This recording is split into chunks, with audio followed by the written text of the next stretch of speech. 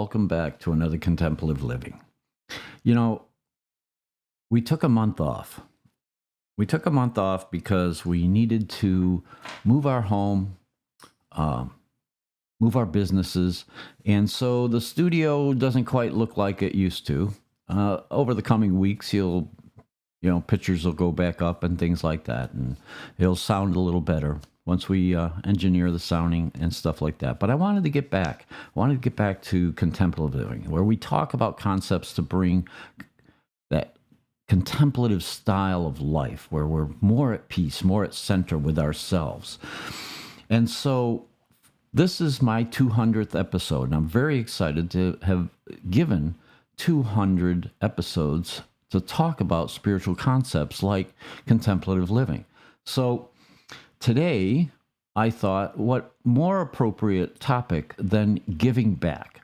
So that's what we're going to talk about today. We're going to talk about giving back. And Spirit once said to me, be generous. Be generous when giving, serving, or sharing the love of life. And so that's what we're going to talk about. So let's get to it. Welcome. Now creating a life of peace. This is Contemplative Living with David Bennett. Contemplations and reflections to help with spiritual living. This podcast is made possible by dharmatalks.com.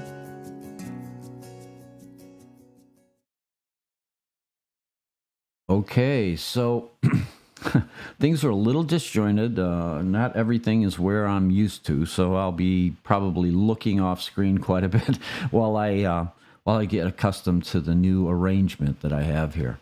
But we're talking about giving back. We're talking about that most important part of life, because it continues the cycle of life. When we give and we receive, it fulfills our energy. It helps us to keep that cycle going. So giving back is recognizing the inner spirit of all those you come to know and helping them to see that we are all spirit.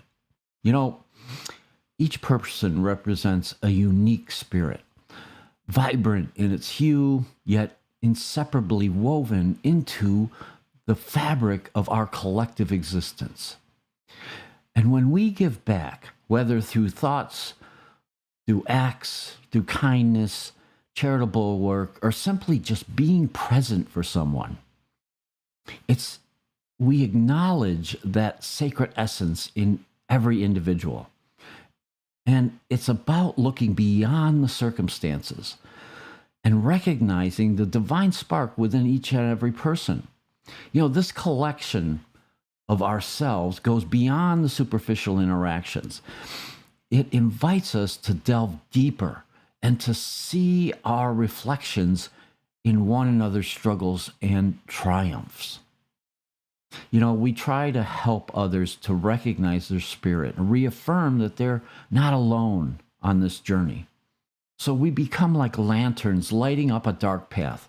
Our actions can illuminate the inherent worth in those around us. So when we lift up others, when we lift them up, we awaken something profound within them. A realization that they too hold an unquenchable light capable of illuminating worlds far beyond what they can presently envision. So in this dance of giving and receiving, barriers dissolve and empathy flourishes, fostering a community where love transcends fear and connection replaces isolation. And don't we need more of that? So the beauty lies in this mutual recognition. And in giving, there's no hesitancy. It comes from the heart. Think about those moments when you spontaneously lend an ear to a friend. Maybe your friend was in need, but you were there. Or maybe you shared a piece of chocolate with someone who's had a rough day. These acts are not born out of obligation, but from an innate desire to uplift others, igniting joy in both the giver and the receiver. So when giving emanates authentically, it impacts ripples outward. And I saw this in my own life review, like tossing stones into a still pond, and it creates waves of kindness that can transform lives. It can transform lives in ways we may never fully understand. So it builds bridges, and that's important. We need more bridges in this world. So be someone who donates time, who donates experience, skills, or talents to help create a better world. You know, a lot of times this world feels fragmented. So the simple act of giving, whether it's your time, your experiences, your skills, or talent that you have, we can weave these threads of connection and hope.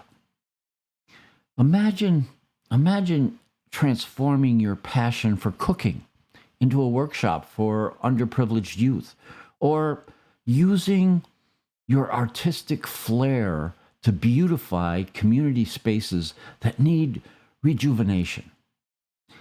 Every skill that you possess can spark change. Every hour you dedicate becomes a building block for someone else's journey. Expand your mind's eye to see further than your own needs to those of family, community, and ultimately the world in which we live. It's easy to get lost in our day-to-day struggles, especially with the desires that we have all the time. But stepping outside of ourselves reveals a vast landscape, a landscape filled with opportunities for connection and service. You know, imagine looking up from your busy schedule to see not just the faces of family or friends, but also those in your community whose stories intertwine with yours. By nurturing a broader perspective, we awaken empathy within ourselves, and that can spark transformation of acts of kindness. You know, people are wired to feel happy when they are kind and they're giving back. Research shows, that's right, research shows that our true joy blossoms in the soil of kindness and generosity. And when we think back to those moments that you held the door for a stranger or volunteered your time at a local shelter, didn't it feel like warmth spreading through you? That's not just gratitude. It's a hardwired response. Engaging in acts of kindness triggers the response of endorphins in our brains, creating what scientists call the helper's high. And this euphoric feeling fosters connections between people and bringing communities closer together. It also strengthens bonds. Empathy fosters understanding, and shared experiences can weave invisible threads that link us to one another. And I saw those threads of interconnection in my life review. And moreover, giving back is an antidote to stress and anxiety. Yeah, when we focus on uplifting others rather than fixating on our own worries, we shift perspective and we grow resilience against life challenges. The ripple effects of kindness are really profound. It ignites hope where there was despair, inspires change where there was stagnation. And above all, it reminds us that happiness flourishes most vibrantly when rooted in compassion toward others. So be a sentinel, keeping watch of the sacrifices of self and others, with the realization that all life is sacred. This is a seed that really needs to grow, that a lot of times we need to watch and be aware of the sacrifices of others, and understand that when we sacrifice ourselves for others, that's a sacred act. That's something that can't be diminished. And it expands with every act of sacrifice. It expands. It reminds me of some Native American ceremonies of giveaway, where a person gives away everything that they have to their community. It's an act of being trusting of the universe, that what you give back will support you. So be that sentinel. Be aware of the sacrifice that others make. So giving and receiving restores the balance and the harmony that's needed in our galaxy. You know, in the vastness of our galaxy, every star and planet dances in a delicate balance, a cosmic rhythm that's shaped by giving and receiving.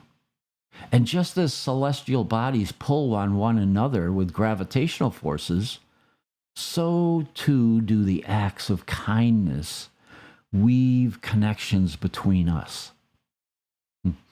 When we give, whether it's time, resources, or love, we send ripples through the universe that inspire others to do the same.